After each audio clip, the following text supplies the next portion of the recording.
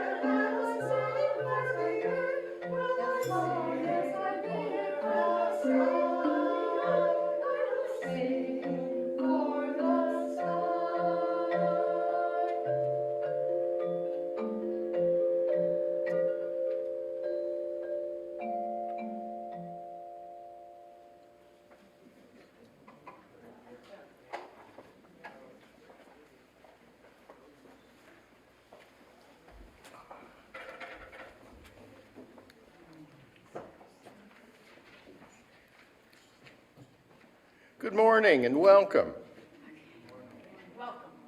My name's Jeff White and I serve on the board of directors for the fellowship.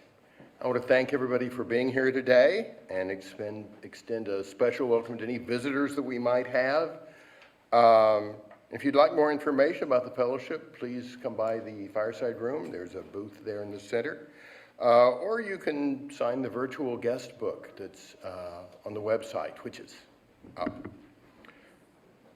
And whether you're joining us today from home or you're here, we invite you to stay after the service for coffee fellowship, where you can introduce yourself and join in conversation with kindred spirits. We have a couple of announcements. After the service today, the search committee will hold a cottage meeting here in Fellowship Hall and online for those joining us at home. So stick around if you can, see what's going on. On Friday, October 20th, the Fellowship's Team Pride will host an evening potluck for LGBTQ people and our ally friends. More information is forthcoming on your weekly email. Mark your calendars. On Sunday, October 29th, the UFA End of Life Support Group is bringing in a speaker to talk about concerns surrounding dementia. The event will be at 2 p.m. in the fireside room and online. So join them if you wish. So on behalf of this caring and nurturing congregation, I welcome each and every one of you to this sacred space. Here we invite you to an experience of transformation, hope, renewal, and connections, which may inspire you to understand life in new and interesting ways. Thank you for joining us today.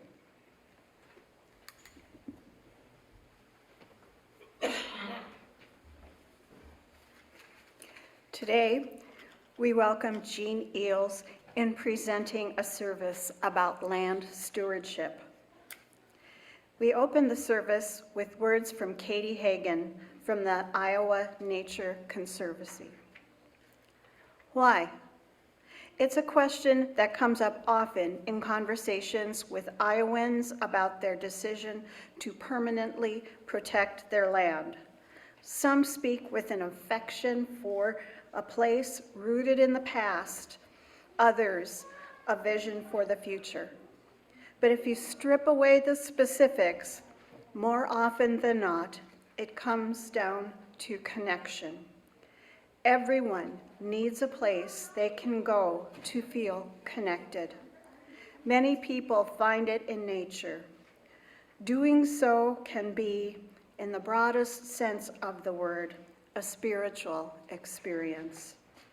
For some, it's a sense of responsibility rooted in their faith that moves them to protect, restore, and steward the land. For others, it is nature itself that provides a sense of place, purpose, and belonging. Often, the two are intertwined. We light our chalice with these words. Yesterday, our distant ancestors gathered round a flame to share their stories and find comfort. Tomorrow, our descendants will gather around a flame, talking of a life we will never know.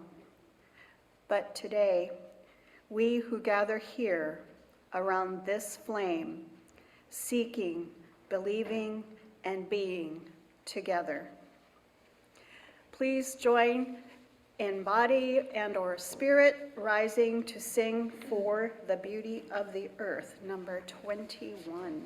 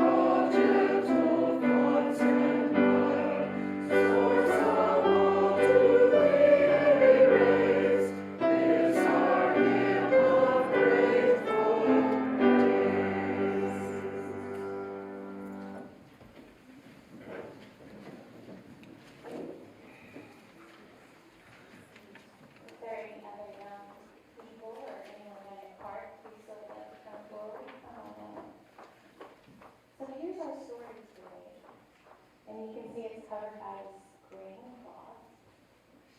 And dreams to me reminds me of one of our principles or our promises to each other, and that is to grow and learn and explore what is true and right in life. Let's look under here and see what we have. Anybody want to hold this for me? Thank you. All right. So our underlay here, this is called an underlay. It's brown. I wonder what brown reminds us of. Dirt? What are some other things brown could remind us of? What's that? A face. Yes. What else?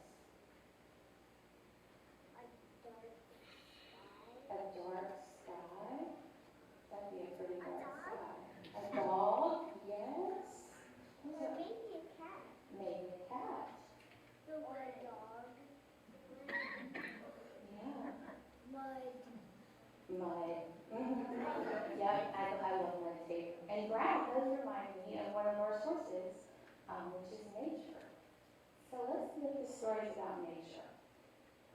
So if you have a little sun, and you have a little rain, and you plant a little seed in the old back lane, and you wish and you pray and you keep the weeds down, you might get a root in the seed in the ground.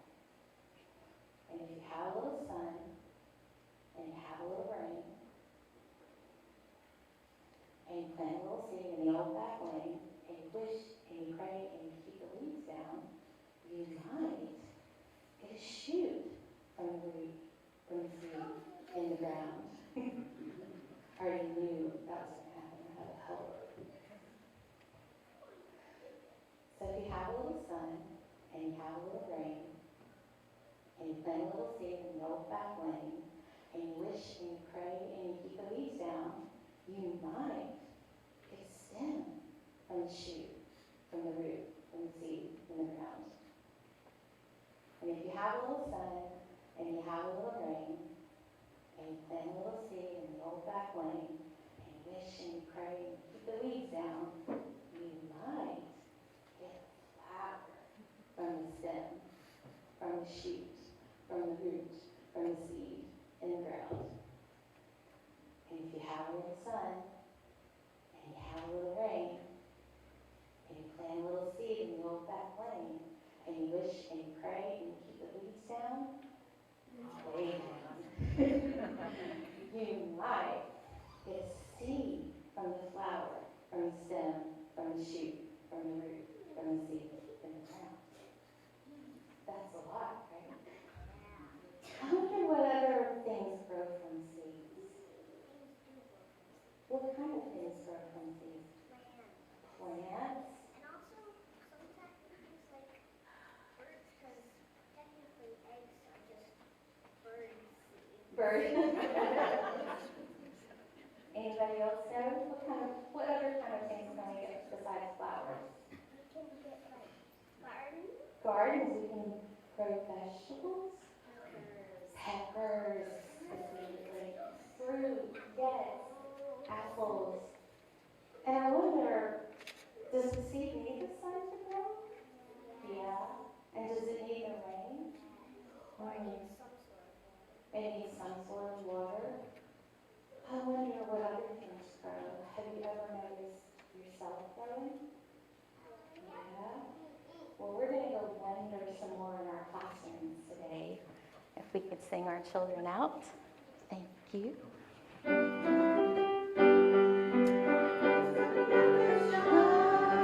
It's the light of mine. I'm gonna let it shine. This little light of mine. I'm gonna let it shine. Let it shine. Let it shine. Let it shine. Holly.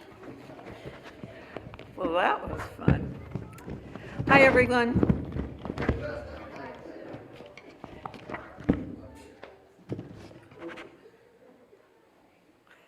Sue Kierson here for the Generosity team. So 2 weeks ago, we launched our annual budget campaign with what turned out to be a glorious, music-filled, high-energy Sunday service. With the fellowship voices in top form, with AJ performing the Time for All Ages story, with some wonderful milestone sharing with Dan Haug and David Slade's rendition of Dan's original song, Commit, We Commit. I think it's safe to say that everyone who was here that day left on a real high about the potential of our congregation as we move forward in our search for a new minister and in our enthusiasm for new program opportunities. Then came last Sunday with our combined Pride service at the Memorial Union and no service here at the fellowship. The closer it got to Sunday, the more I lamented the fact that this would be an interruption in our fall program startup and in our campaign. But then Larry and I went to the Great Hall on Sunday morning and joined 10 other faith groups in a Pride-themed service that was unexpectedly powerful. The fact that we came together in a way that we hadn't ever come together before, that we heard firsthand from people in the LGBTQ community, that we experience traditions from a wide range of faith groups, and that AJ preached a sermon that, as one person said to me, truly knocked it out of the ballpark. This was not an interruption to anything. What was I thinking? This was an add-on. It was an enhancement. This was a reminder of who we are, of why we come together, of the potential for reaching out, of the reason to even be talking about money to support our existence.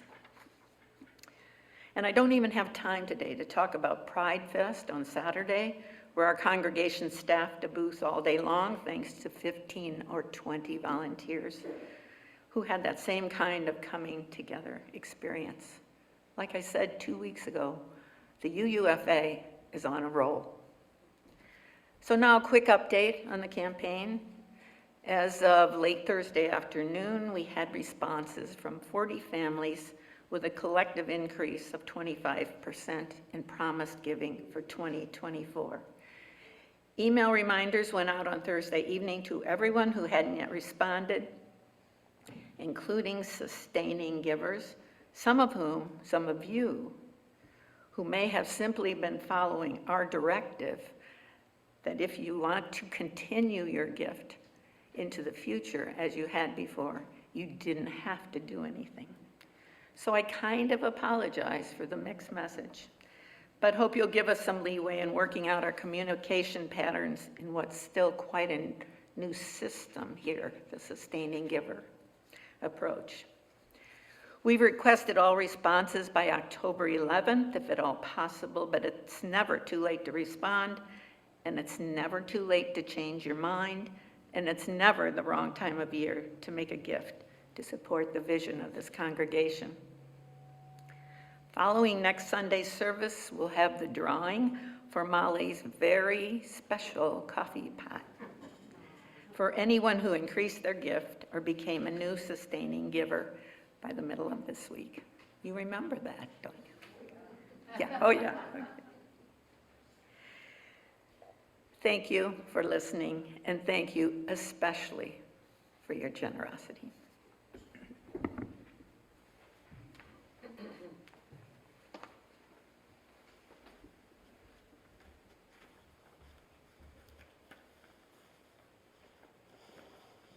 Ours is a welcoming community where we find connection, a spiritual community where we find meaning, a sharing community where our joys are amplified, and a caring community where our sorrows are lessened. It is a tradition in our community to take this moment to share our joys and sorrows, acknowledge the mutual support of our community.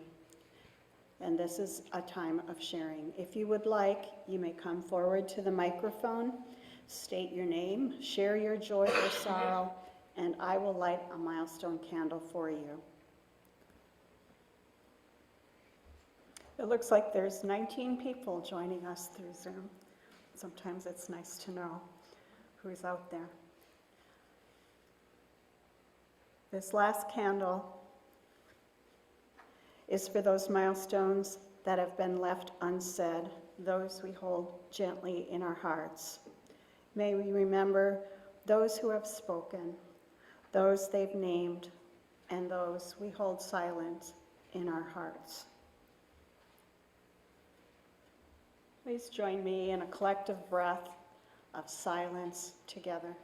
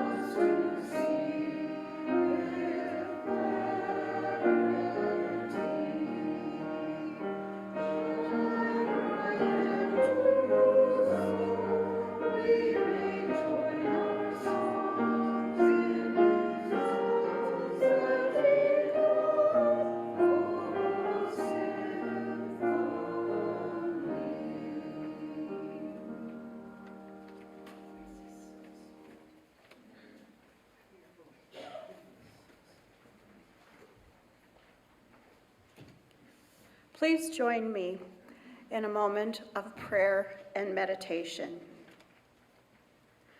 This is a reading by Starhawk, Blessings for Earth Healers. We give thanks for all those who are moved in their lives to heal and protect the earth in small ways and in large. Blessings on the composter, the gardeners, the breeders of worms and mushrooms, the soil builders, those who cleanse the waters and purify the air, all those who clean up the messes others have made. Blessings on those who defend trees and who plant trees, who guard the forests and who renew the forests. Blessings on those who prevent erosion, who restore the salmon and the fisheries, who guard the healing herbs, and who know the lore of wild plants. Blessing on those who heal the cities and bring them alive again with excitement and creativity and love. Gratitude and blessing to all who stand against greed, who risk themselves, to those who have bled and been wounded, and to those who have given their lives in service of the earth. May all the healers of the earth find their healing. May they be fueled by passionate love for the earth. May they know their fear, but not be stopped by fear. May they feel their anger and yet not be ruled by rage. May they honor their grief, but not paralyzed by sorrow. May they transform fear, rage, and grief into compassion and the inspiration to act in service of what they love. May they find the help, the resources, the courage, the luck, the strength, the love, the health, the joy that they need to do the work. May they be in the right place, at the right time, in the right way. May they bring alive a great awakening, opening a listening ear to hear the earth's voice, transform imbalance to balance, hate and greed to love. Blessed be the healers of the earth.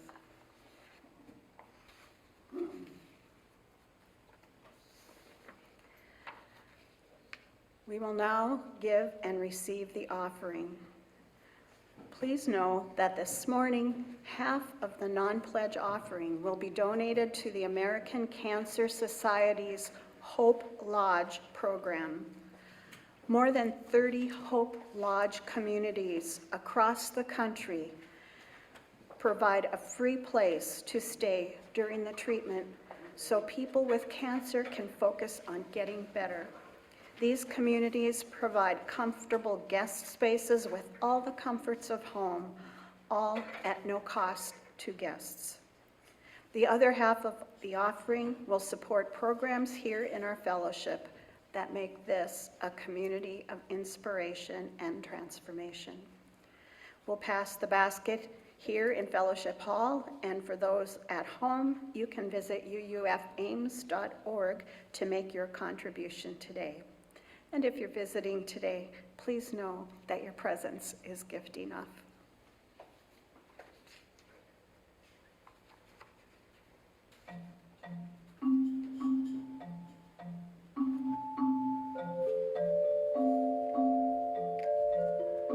If anybody asks you who we are, who we are, who we are, if anybody asks you who we are Unitarians.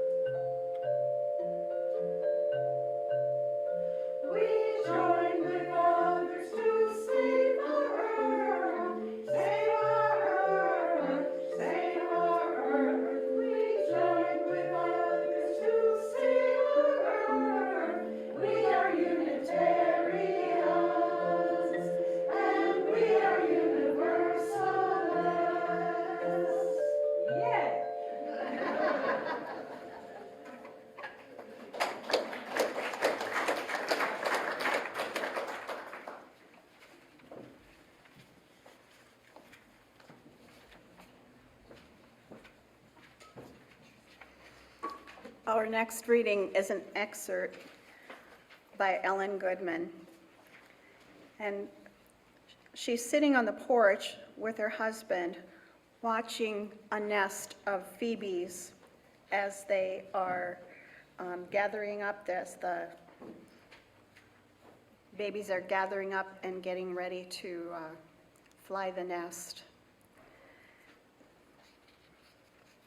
And they've been watching these birds all along through the whole process. But standing here, I wonder how I learned to build a sentence before I knew how birds build a nest. How I found my way around a foreign city before I learned my way around my own front porch. Surely I have lived life backward, learning to read words before nature.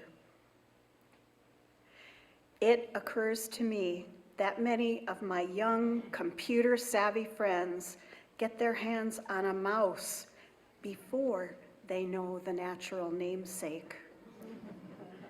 They know long division before they know how flowers multiply. As parents, we would be up in arms if our children didn't know the alphabet, but we don't notice when they can't read the landscape. Our daughters can distinguish posh from baby spice before they know the difference between the sound of a yellow warbler and a brown thrasher.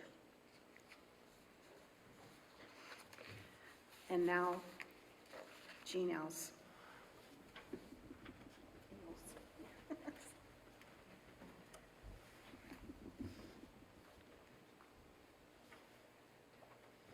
There was hardly a dry eye in the room when she finished talking. She had grown up on a farm, but as an only daughter, an only child, her father really didn't want her involved on the farm, so she didn't really experience farm life.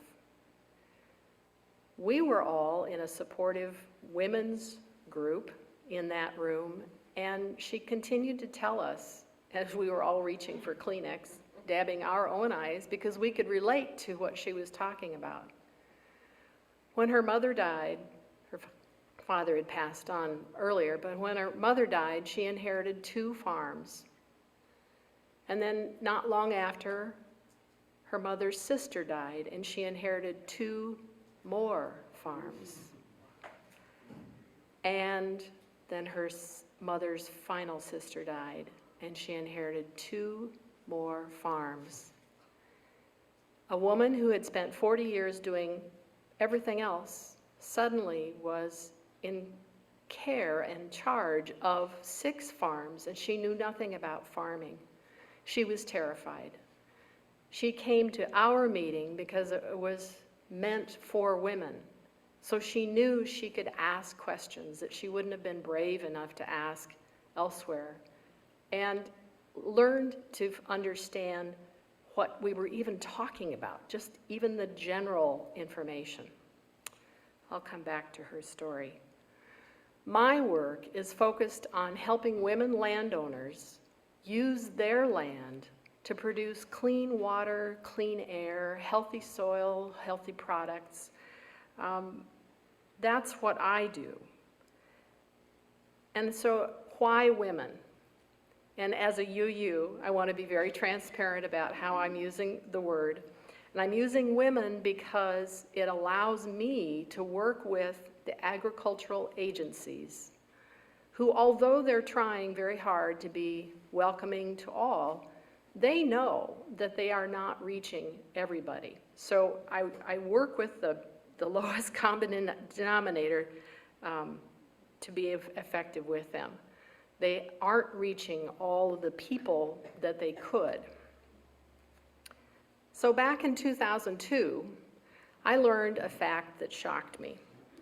Women own or co-own half the land in Iowa. Half the land in Iowa.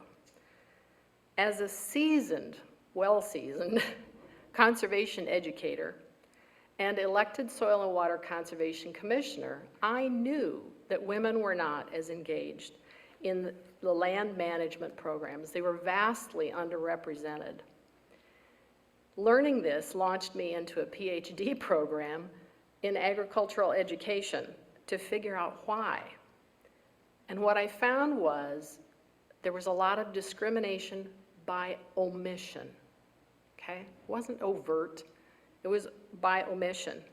Many people offering services simply couldn't see who was out there. They didn't see women landowners, and vice versa.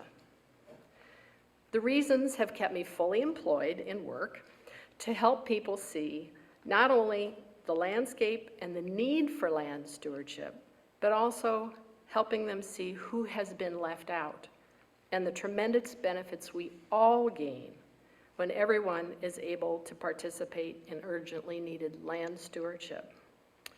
A lot of what I do today is to provide a pathway to hope and action. That's what I aim to do today. But first, we need to see something about the landscape that is largely invisible to most of us. And I have Sarah to help me here. So we're going to drop in some soil. And what I want you to watch for is for it to fall apart. Go ahead and put both of those in. Because when it falls apart and dissolves, that's not good.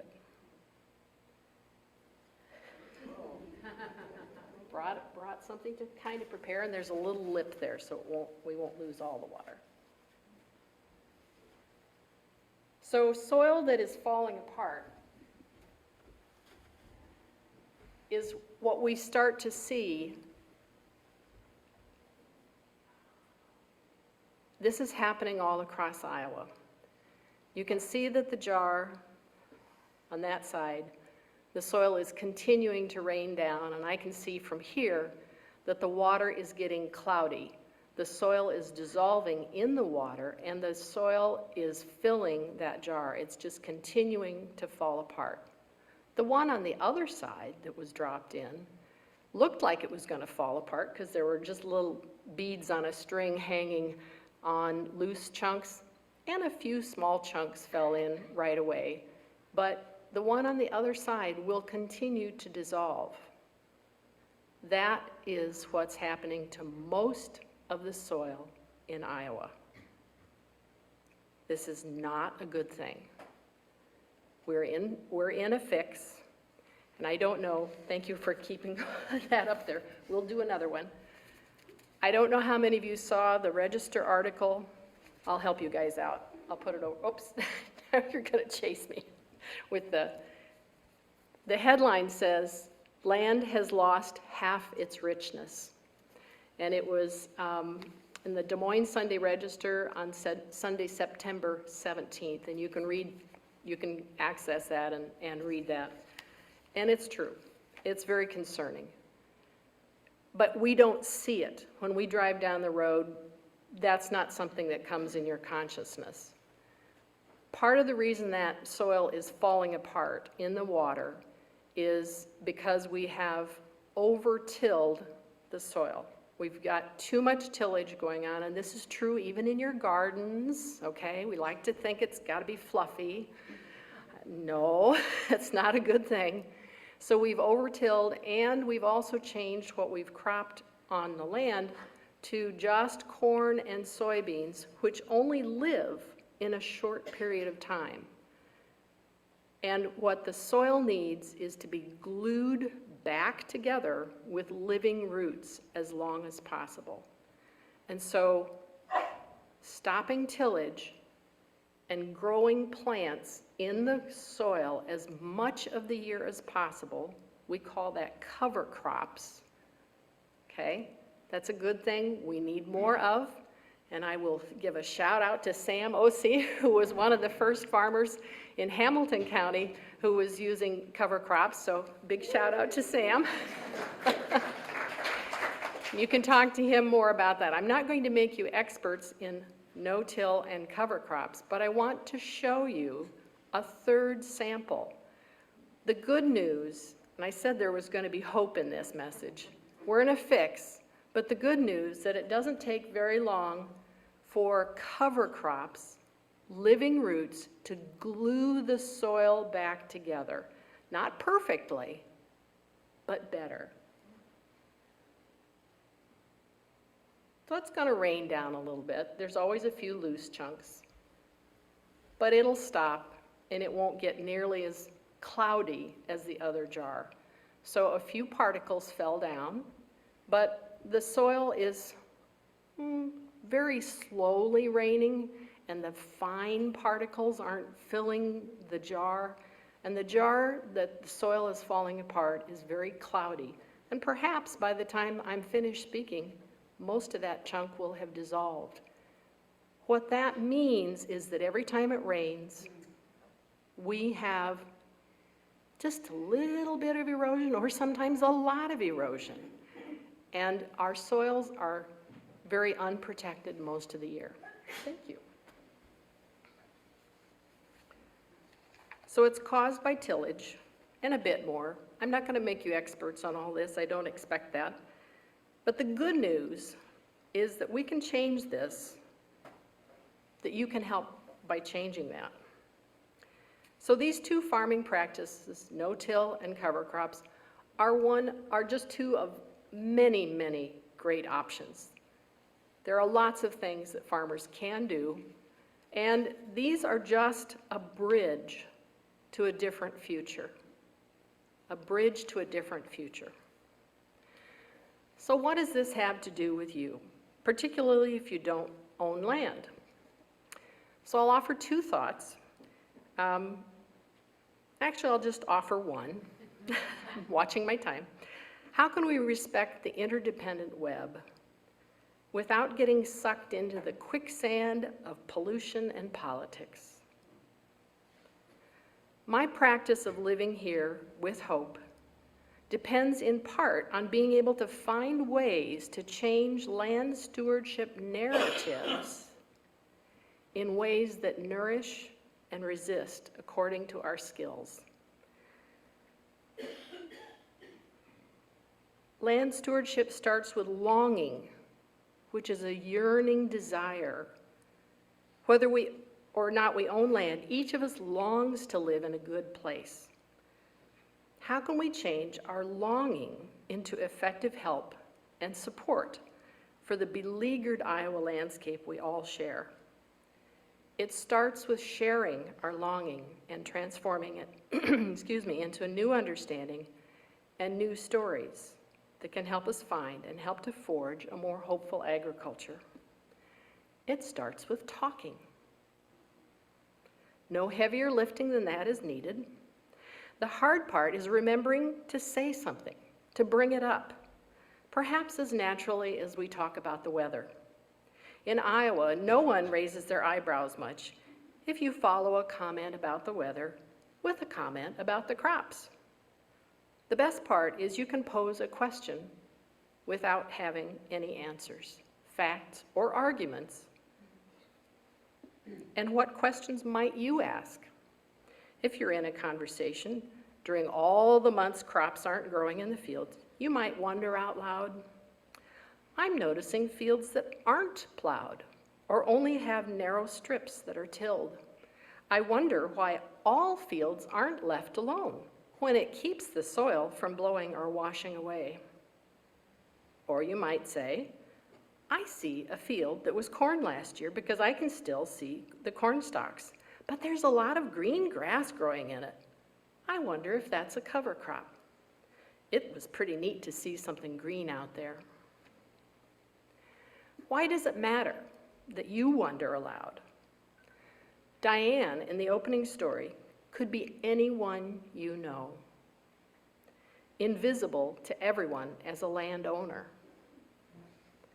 Consider that right now, we have the land, water, and air quality that landowners want or allow. We have the land, water, and air that landowners want or not, or allow. So we need to talk. So if women own or co-own half the land and they don't attend meetings about agriculture or conservation because they feel unwelcome, or it's too technical, or my farmer does all that, we're not benefiting from the deep care and action women take when they know what to do and how. Just like Diane, who in one day went from tears to action. She left that meeting, said, "When's the next meeting?" And she knew what to do, and she did. We saw her years later. It's a little complicated if you're trying to reach women who own land. If I asked you to draw a picture of a farmer, you'd know some things to draw. If I asked you to draw a landowner, you'd never have drawn Diane. How do you reach women? What kind of messages, what flyers, how do you put that out? So I guarantee that your wondering aloud may fall on the ears of someone who thinks about what you've asked, who may still stay silent about the hundreds of acres she inherited and assumes that everything is just fine. You will have planted a seed of doubt about the status quo, which is something even more important because you're not involved in farming. So is it too much? You don't know anything about those things I mentioned? You're not alone. Despite the happy advertising and important sounding press releases about how many farmers are using cover crops and conservation practices, the numbers are painfully low. The water quality is not improving, and the soil, well, you see what's happening, and it won't stop there until there are visible changes on the landscape. Changes you would see as you're driving around the state. You can look and start talking about what you see, wondering out loud to anyone who is making small talk about the weather, where are all the cover crops? How come we see plowing everywhere? And in central Iowa, where we all live and drive, there's tillage of some sort or another everywhere. So if you still aren't sure what you know what cover crops are, it doesn't matter. Really. If you're looking and not seeing green between the rows of last year's crop, there probably aren't cover crops. Yeah, there are nuances, and certainly this year is one of them, but in the end, it doesn't really matter whether you know the nuances. If you're seeing any green fields, yeah, they might be pasture or hay or small beans that flew through the back of the combine because they were too small from the drought this year, or corn that shattered out and is growing, so those are kind of volunteer cover crops and they may not be there next year. What matters is that you ask and notice and ask and notice. That's how you change the status quo and live with hope. We don't change what we don't talk about. We have to notice, because having more farmers using even these two visible practices will change our landscape, elevate the ethos of land stewardship, change the narrative from a story that masks what's really happening to our Iowa land into one that acknowledges we're noticing.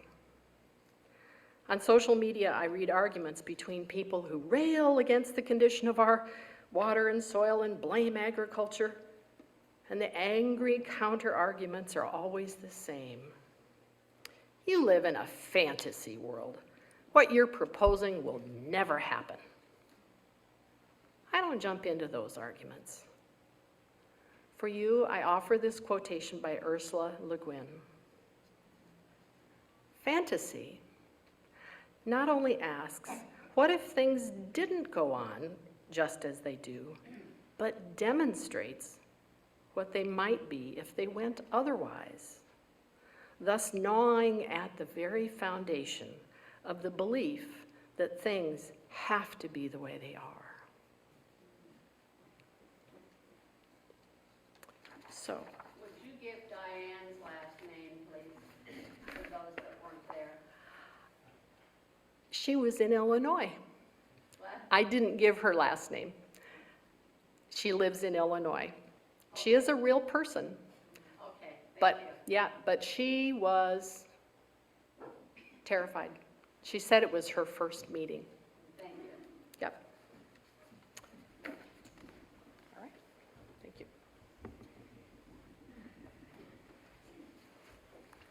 Thank you, Jean. Our closing hymn is number 1064 in the blue teal hymnal, and it's Blue Boat Home. Please rise as you are willing and able.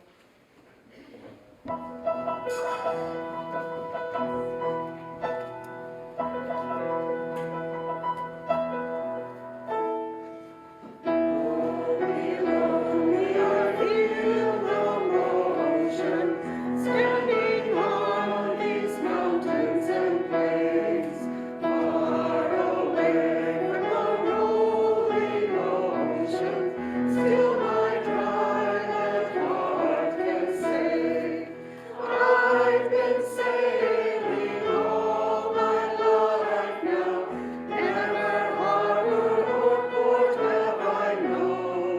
My universe is the ocean I travel, and the earth is my blue boat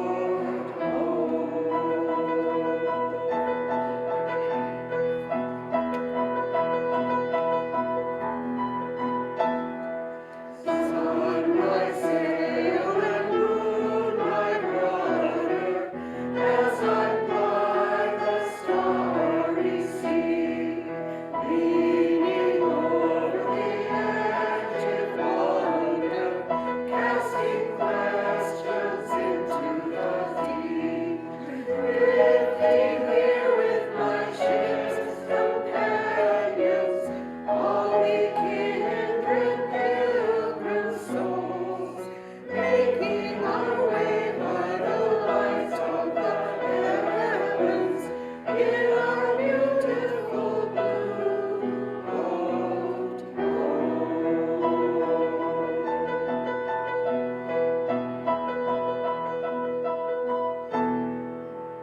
I give thanks to the waves upholding me, hail the great winds urging me on, read the infinite sea before me, sing the sky my sailor's song.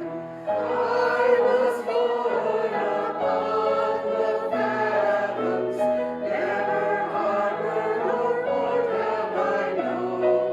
My universe is the ocean I travel, and the earth is my blue boat home.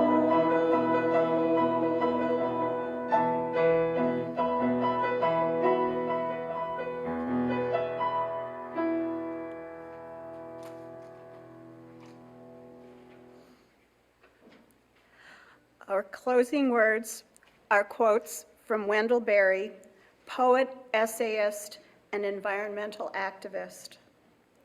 There are no sacred and unsacred places. There are only sacred and desecrated places. My belief is that the world and our life in it are conditional gifts. To cherish what remains of the earth and to foster its renewal is our only legitimate hope for survival. The care of the earth is our most ancient and most worthy and, after all, most pleasing responsibility. To cherish what remains of it and to foster its renewal is our only hope. May it be so, and blessed be.